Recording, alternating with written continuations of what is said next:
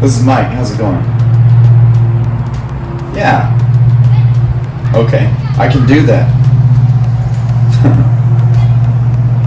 Alright, what's going on? So as some of you have seen, I also restore pianos along with lots of other things I do on this channel. But I recently sold a Yamaha grand piano to this really nice family that's kind of close to the area, and the guy wanted me to do a custom built bench to match the piano. Now it's quite common that pianos would come with a matching bench back in the day, or at least something that kind of fit the style, you know, maybe the same wood finish or the same like type of legs. But I haven't got to do one of these in a while, so this piano was one that I didn't really have a bench with it, but I told him, hey, if you want, I know I still have the stain color that I used, and it was this beautiful, you know, dark kind of red mahogany stain that went on the piano itself. So I got to do a bench, and this is really cool. So I'll go through the process and show you guys what it took to do it.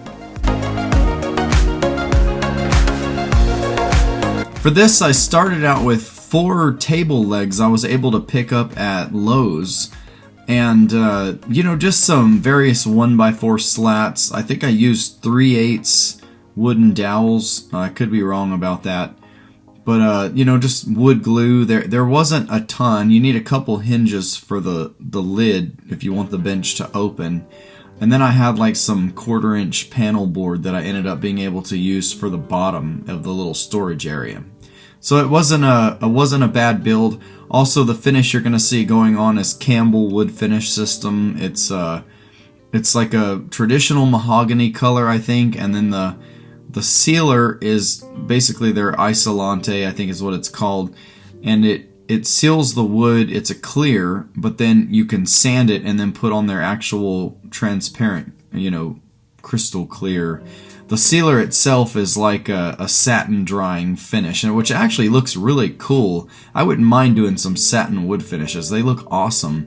But to get that nice shiny clear on there is really what it's all about, and that's what we needed to match this particular piano. Their products are awesome. If you're an automotive painter and you know how to use base coat, clear coat, this stuff is almost the same exact thing. It's a main component clear, you add a hardener into it, and you put it in a spray gun. Super easy to use, and I love the stuff. So that's what's going on here. That pretty much covers it for the materials, and I'll kind of show you guys what it took to put this thing together.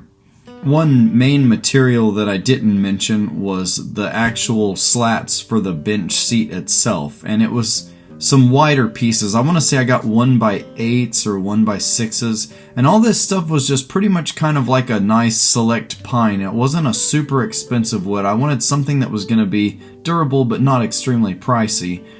And you know, if you want to go with oak, that's cool. You'll just pay more for it. But this was, I found that the best way to do the seat was going to be to use a couple pieces that were doweled together.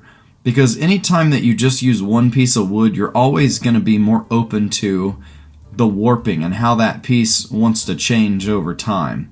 But I found that if you put 2 pieces together, and in this case, I just you know, turned them in opposite directions. So if it was trying to warp one way, the other side would basically be warping the other way. And when I doweled them together, it allowed them to basically work against each other. And I think overall that's going to stabilize the warping of this tremendously versus just using like a 1x12 or whatever the wider one would have been. So this also allows you to get the width that you want, because if you needed something larger than 12, you know, you can do 2/8s or 2 1x6s. There's kind of whatever you need, you can do it better that way. So that's the way I did the seat in this build. Okay, so I'm building a custom piano bench to match the Yamaha grand piano that I actually just sold. Now, some of you might remember that restoration from a while back. It's still on the channel, but it's a really beautiful Yamaha that's got a dark wood finish. Well, they wanted me to build them a custom piano bench to match, and what I'm doing is I've got the legs ready.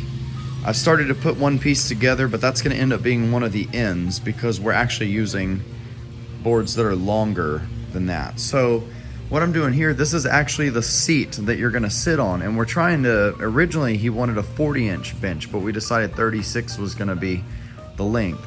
So what I'm doing for the top seat is drilling the holes for the dowels. I'm using two 1x8s, and when you put the two together, it gives us that, you know, pretty much perfect width for the bench. So these are gonna get glued and doweled, and right now I'm drilling the holes for the dowels. So the first board, I drilled where the dowels have a little bit of, not a lot of play, but just enough movement to where they can adjust a little bit. And then what I'm doing is I'm working my way across. You know, I'm making sure they line up. So I'll take this board.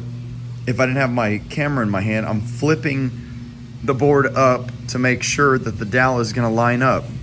So I got down to a few of the holes. They needed to be adjusted, you know, to the right.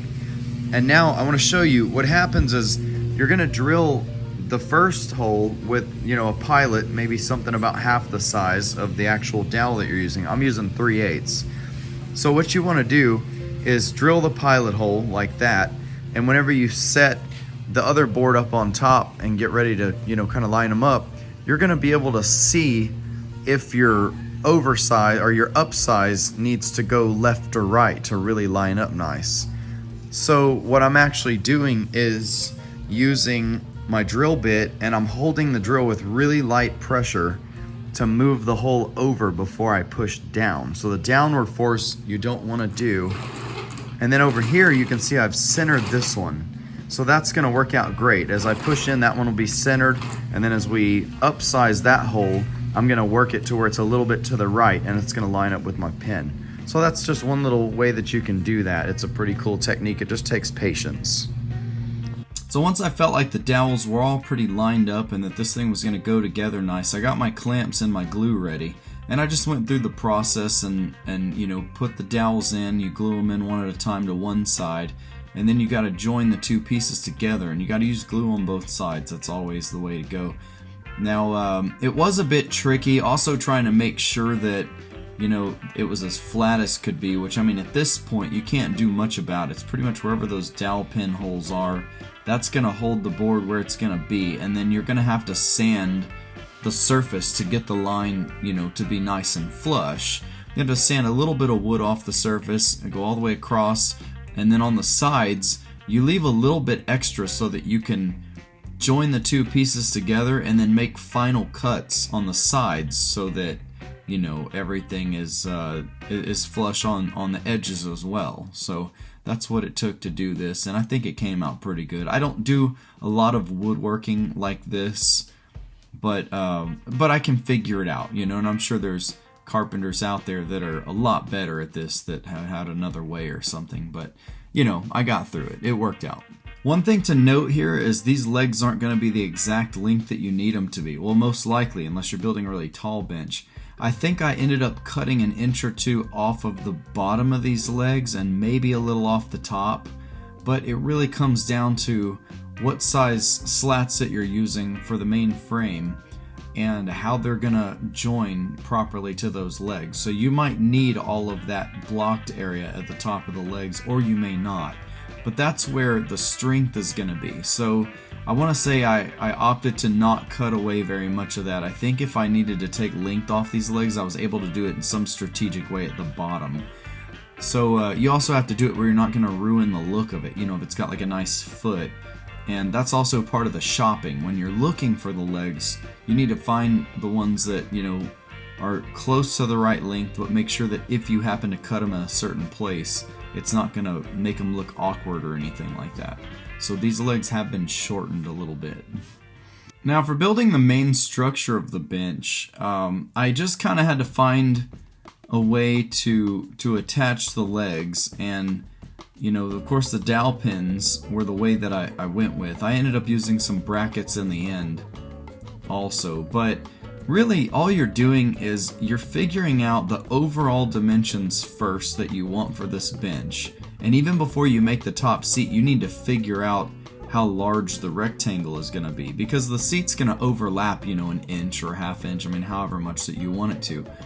But these dimensions had to be established pretty early, and then you're going to cut your 1x4s to make sure that they're, you know, the right length, where when you add the legs, your dimension is going to be proper. So that's all that it really took, and I think I used like 2 dowel pins at each joint to get this, and of course, you know, the wood glue and whatnot, and clamp everything together. And I think once I even clamped it, I tried to build all the pieces and then put it all together so that I could put some weight on it on a flat floor and make sure that it was all going to glue together in a way where the legs weren't going to, you know, it wasn't going to like teeter between, you know, 2 legs or something like that. So overall, I think it came out pretty good. And when it really comes down to it, people are going to sit on it. It's going to form to the floor anyway. But this wasn't too bad. It was just a little time consuming. But, you know, it's just figuring out the steps and going through it one at a time. With something nice like a piano bench, it makes a really good touch for you to round off or do some kind of a decorative edge on the seat itself. So traditionally, I've seen with pianos, if you have pianos that have a matching bench, it's not only the legs that might match the piano, but if there's, say, a grand piano, for instance, or maybe even an upright piano that has the top lid, sometimes there's going to be a routed edge where they use a certain type of radius bit, you know, and then the seat on the bench might have that same type of cutout as well. So I found the bit that I had that matched as closely as possible to the piano that I sold this family, and figured, you know, I could route the top of the bench seat with that same bit, and it looked really nice. I think overall it matched really well. But that's the one little detail that's kind of cool, you know. And worst case scenario, you could just round off the edge. Maybe you use just the typical round router bit, or you know, this one I think was like the inverted one where it goes in. But you know, you can even sand a nice round edge onto it. It's not super critical. It's all just kind of a personal preference thing. But that was really neat on this one. I thought it came out great. Now at some point I added the 1/4-inch panel to the bottom, and you know, it was a combination of glue and screws, I believe. But for whatever reason, I must not have taken any pictures, at least until later when I'm doing the finishing and I'm painting the bottom of it black. But in this part, you know, I don't have anything showing. It's just basically a nice panel to keep, you know, you can put things in this little bench when you open the lid. But when you get to the point where you feel like the parts are in good shape, like you've maybe done some rough sanding, you routed the edge, you know how this thing's going to sit together, all that, you know, the way it needs to go, you want to install the hinges. And that's what you can kind of see going on here. I just lined up the lid where I wanted it, and I had to make some markings to know where these hinges were going to go. And a lot of times you can install the hinge on the bench structure itself first, and then you're going to have to lay the lid on and go up underneath and make some markings about where it's going to go. And just you have to be kind of precise with it, because you want it to line up when it's closed properly. But just like everything else, you know, it just takes playing around with it, and you'll eventually figure it out. Once you've gotten to the point where the base is put in and you've installed the lid, you know that the hinge is going to work right, you know, you're going to want to take it back apart one final time to do the finish work.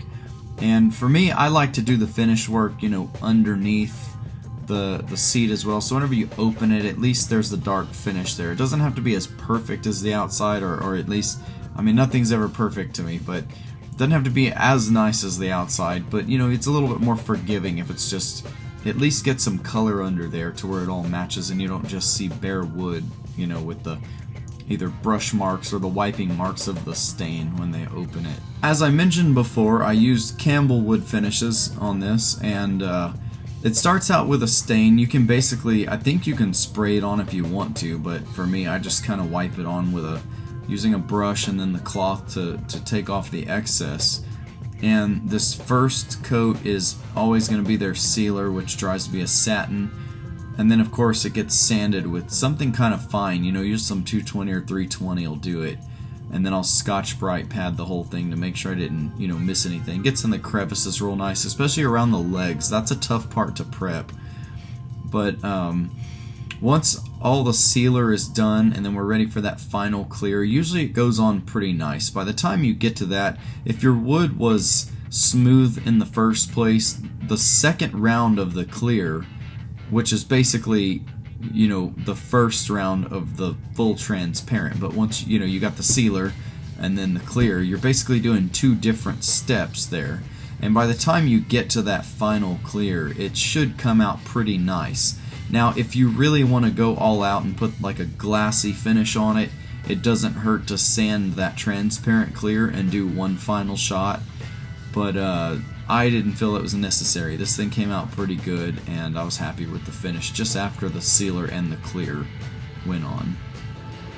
So I built this piano bench. I'm pretty happy with it. Not bad.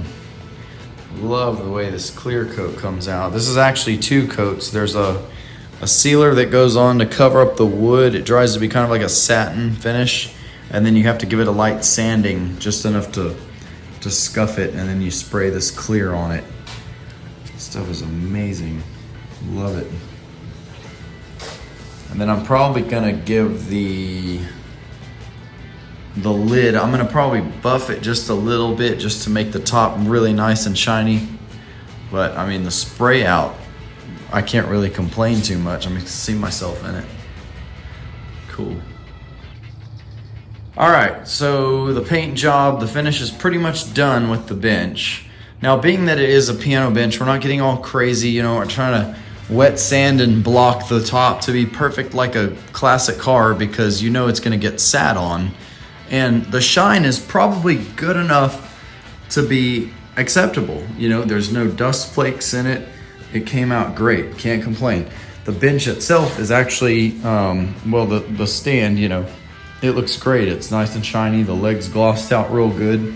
No complaints there. So I'm gonna put this thing back together, see how it looks, and probably put a few little bumpers to, you know, when it shuts, it's a little bit nicer. And we're gonna finish this project up. Now this is where I was actually finishing up that little piece underneath. I just wanted it to be black, so if anyone ever looked under the bench, you didn't just see that bare wood. And then I'm also installing some leftover, I had like some nice, that automotive carpet that, you know, I had a piece that was big enough to install inside. And that made a really nice touch. Instead of just having that bare wood, you've got some kind of padding in there. If you want to put books or whatnot, you know, you reach in there, you've got like some kind of a nice surface. So things like that make a difference.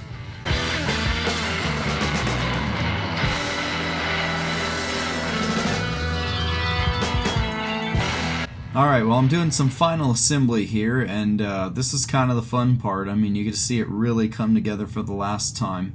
And I love projects like this. These small projects, you can kind of get them done and see a nice finished product. You know, they're always, they're kind of nice. You know, the big projects definitely keep you busy for a while, but this is like one of those things you can kind of knock out and get some more pictures, and gives you that satisfaction seeing what you can pull off, you know.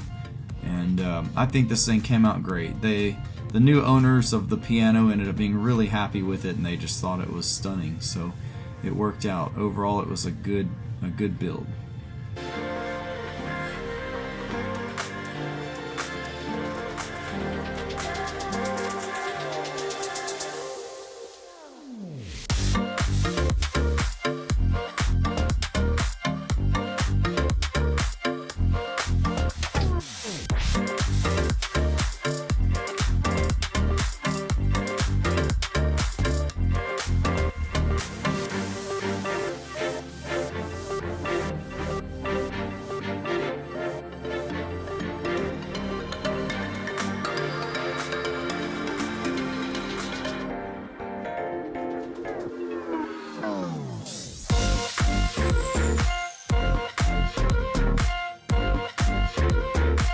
As I always like to say, I hope that you guys enjoyed this one and you learned a few things. Lots of cool stuff coming up. I still have more videos that I gotta edit for projects I've done around here.